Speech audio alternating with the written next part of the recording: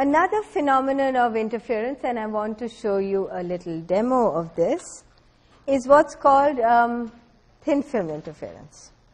Now, you've already done problems on this, so you have struggled over this a little bit without my telling you what's going on. Let me hopefully explain this to you. And it seems more complicated than it is. And it'll seem more complicated if you're trying to memorize a formula for this.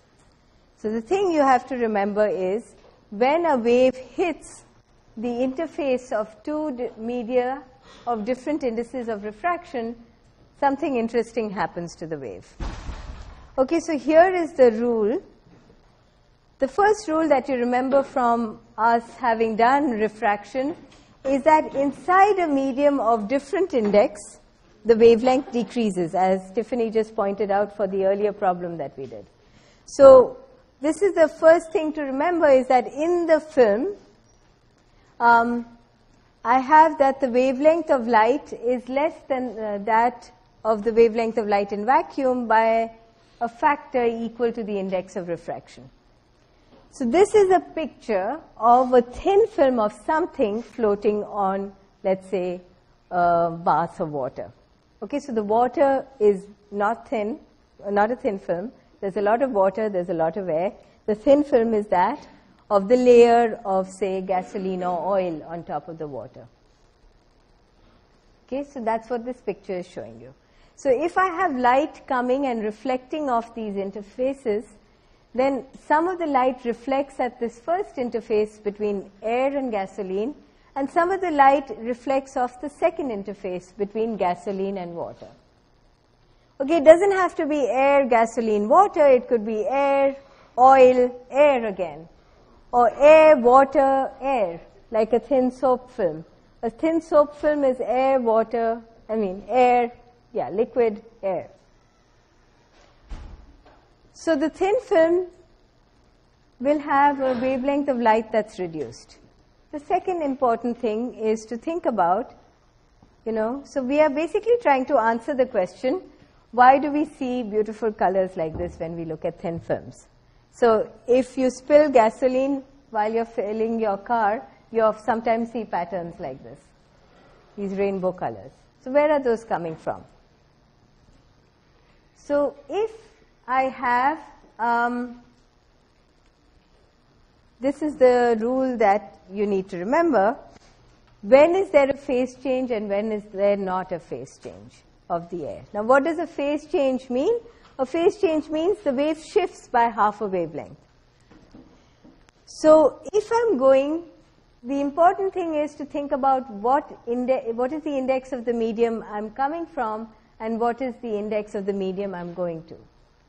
So if I'm going from a medium of lower index to a medium of higher index, so in this picture over here, N1 is the incident medium, N2 is the medium whose boundary I'm reflecting off of.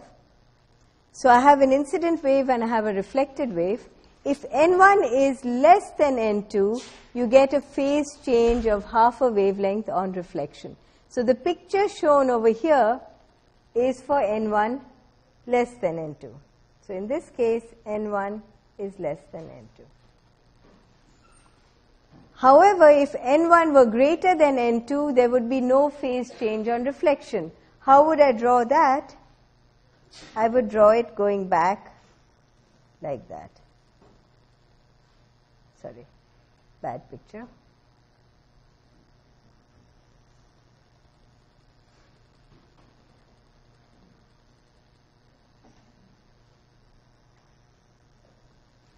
This is if N1, this is N1, this is N2. If N1 is greater than N2, and this is my incident wave,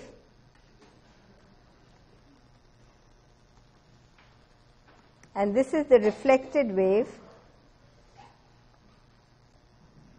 then there is no phase change on reflection. All right, so back to our example of the thin film of gasoline on water. So I'm going from air to gasoline or air to oil. The index of refraction of oil is greater than that of air. So it's going to be situation 1 over here.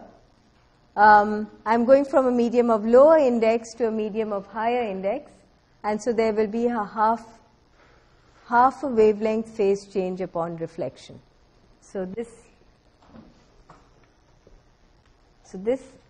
is referring to this, and this is referring to this. Now I have gasoline and I have water.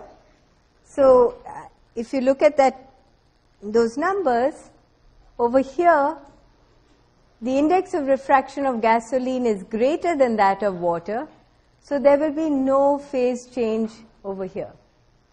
So this situation, I have half a wavelength phase change.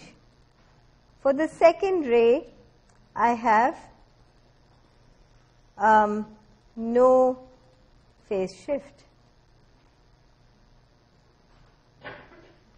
That is to say, this one is shifted by half a wavelength, this is not. Okay? So then, if that's the rule, so suppose I have a thin film of gasoline and I need to find the minimum non-zero thickness of the film so that it appears yellow. So the condition is, what is the condition to have destructive interference for blue light? So we want destructive interference for blue light. So the condition we are trying to find is, what is the condition for destructive interference for blue light? That is to say, as the wave travels through, remember there's a half wavelength phase shift. So if in this distance that it travels, there's an integer number of wavelengths that fit into that distance, then when the two waves come out, they'll have a half wavelength difference between them, and they will cancel each other out. If the waves in between have another half wavelength difference between them, then when the waves come out, they will add. But I want to find the condition for destructive interference, thinking about the fact that these are already shifted by half a wavelength. The condition for destructive interference then is that in this distance, so you're assuming near normal incidence. So you're ignoring the fact that these paths are at an angle, and you're assuming that it goes straight and it comes back straight. So the length of the path length difference is equal to 2t. Now,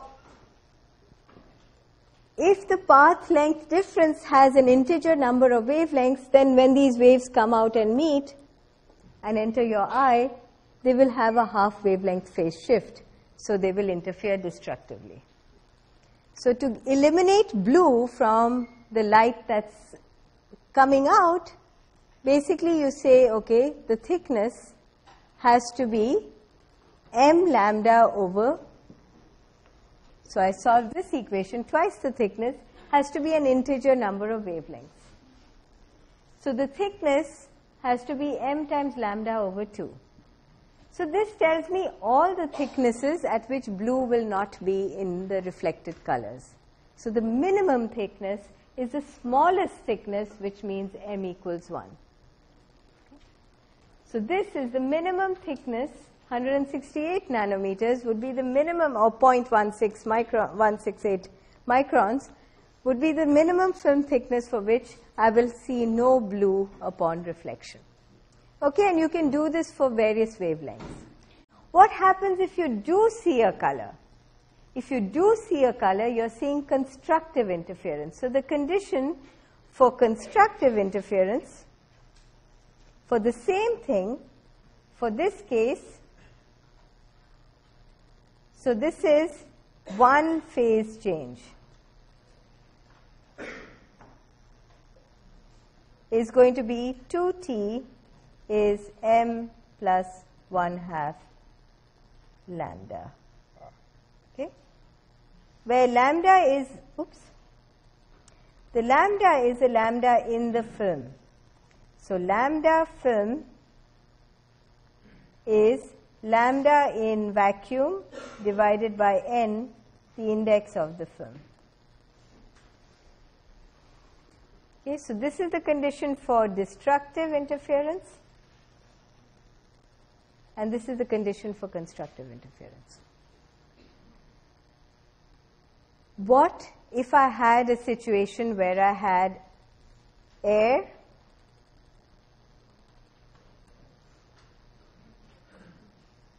oil, and glass?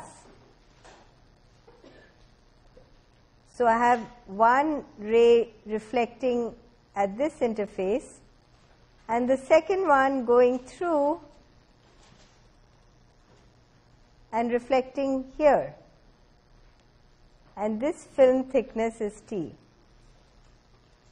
Now say air has index 1, oil has index 1.4, let's say, and glass has index 1.5.